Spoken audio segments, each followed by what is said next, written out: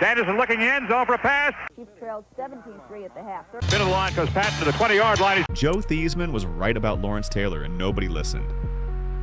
They ignored his warning until one Monday night in 1985 ended his career on live television. Taylor was one of the greatest defenders football has ever seen, but under all that greatness sat a problem the rest of the league refused to admit. He was an alarm bell in plain sight.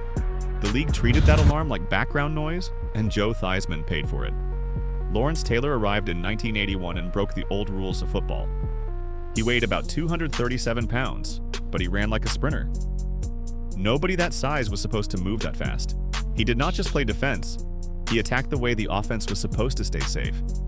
But the league looked at him and saw the wrong thing. They saw a wild renegade. They focused on his attitude, his drug use, and his off-field life. They wanted to talk about who he was, not what he was doing on the field. Joe Theismann saw past all of that. He played quarterback in Washington, and his head coach Joe Gibbs saw it too. They understood that Taylor was a direct threat to a quarterback's career. He lined up on the defensive right side, which was the blind side of a right-handed quarterback. The quarterback often could not even see him coming. Theismann and his staff said it out loud. This man is different. This man is dangerous. Build for it now or pay for it later. Most of the league smiled, shrugged, and went back to talking about Taylor's haircut and his nightlife. That dismissal is the heart of this story. They would not listen until they were forced to. Before we get into how that warning finally landed, do me a favor. Drop a comment and tell me, do you think the league ignored Taylor's danger because he was too talented to criticize? Or because his off-field reputation made it easy to write him off? And if you want more sports stories where the world only sees the truth years too late, hit that subscribe button. Now back to the warning nobody wanted to hear. Around the league, Taylor's real impact got lost in noise. Mark Gastineau was the other big defensive name in New York. He played for the Jets, and he was loud, flashy, and famous for chasing sacks. The media turned Taylor and Gastineau into a personality contest. Who was the real king of New York? Who would finish with more sacks? But Gastineau was a traditional pass rusher in a normal defensive end role. Taylor was rewriting the rules of how a pass rusher attacked an offense. The story everyone told was small. The story everyone missed was huge. Jim McMahon of the Chicago Bears had his own war with the Giants. He clashed with their players and their tough guy image. That made the Giants look like just another physical team of the 1980s. It made Taylor's hits look like rough football. It hid the real danger. Dexter Manley was a fierce, trash-talking defensive player too. His wild style made Taylor look like one more loud, reckless defender in a loud, reckless era. But Taylor's speed, strength, and freedom were not normal. Offensive linemen complained the loudest. They said Taylor was dirty. They said he was undisciplined. He ignored normal gap rules. He chased the quarterback wherever his instincts pointed. The truth was simpler. Their blocking systems were not built to handle him. Their playbooks were just too old. Conservative veterans went after his lifestyle instead. Taylor admitted to cocaine use early in his career and was suspended for 30 days in 1988. So the conversation stayed on his personal flaws, not his football impact. The league treated a football problem like a culture problem. While the rest of the league argued about Taylor's image, Washington was building a wall. Joe Gibbs saw the danger in 1981. In their very first game against the rookie linebacker, Taylor blew past a blocker like the man was not there and crashed into Theismann from behind. Gibbs turned to his staff in shock and basically said, "Did you see that?" He understood right then that Taylor could wreck a franchise quarterback in one play. So Gibbs and offensive line coach Joe Bugel built something different. They put together a massive athletic offensive line that became known as the Hogs. The most important piece was a left tackle named Joe Jacoby. He was about 300 pounds, and his job was simple on paper and brutal in real life. Stop Lawrence Taylor. Bugel trained Jacoby in a strange way. In practice, he lined up fast wide receivers across from this 300-pound giant. That sounds unfair, but it was the point. Jacoby had to learn the quick feet needed to mirror Taylor's first step. Blocking Taylor was not just about size.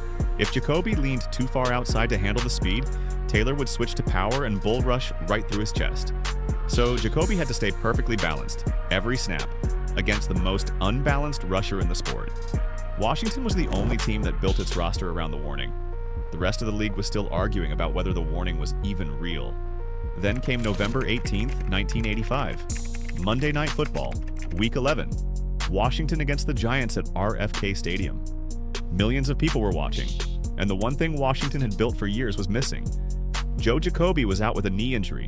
The LT stopper was on the sideline. In the second quarter, Gibbs called a flea flicker. Theismann handed the ball to John Riggins. Riggins ran toward the line, then tossed the ball back.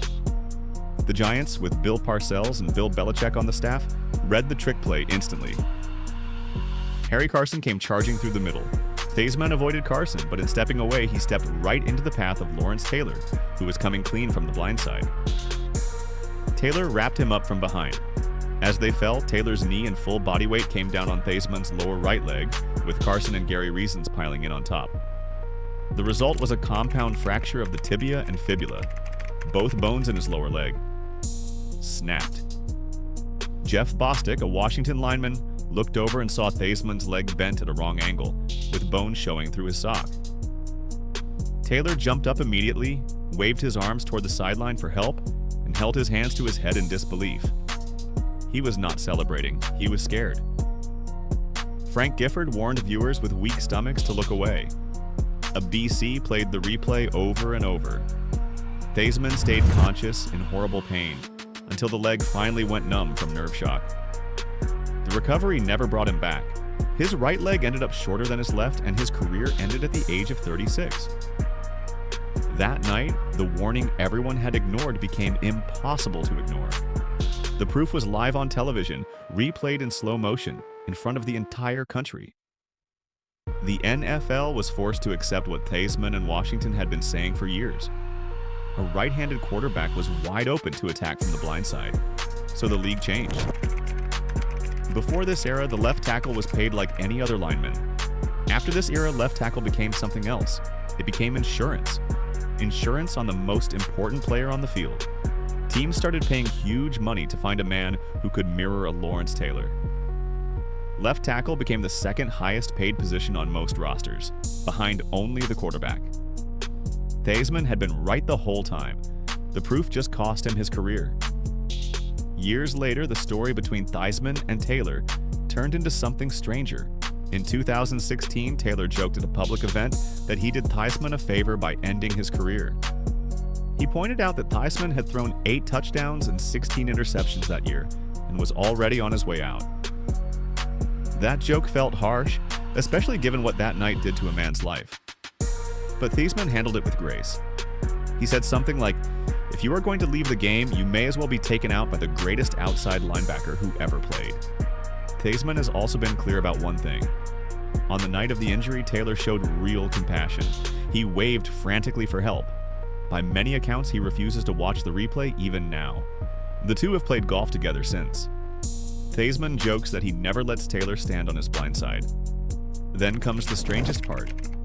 On November 18, 2018, exactly 33 years to the day, Washington quarterback Alex Smith suffered a very similar tibia-fibula fracture. Theismann was at the game. It was football's way of reminding everyone that the violence in this sport is real, and that ignored warnings can echo for decades. In the end, this story does not belong only to the man who got hurt or the man who hit him. It belongs to the people who finally listened. Washington saw the future first. The rest of the league caught up the hard way. And Joe Theismann, for all the pain he carries, still talks about the game with the kind of grace most people would have lost. So tell me in the comments, should the league have taken Theismann's warning seriously before that night? Or does the NFL only ever change after something terrible happens? Subscribe for more sports stories where one moment changed everything.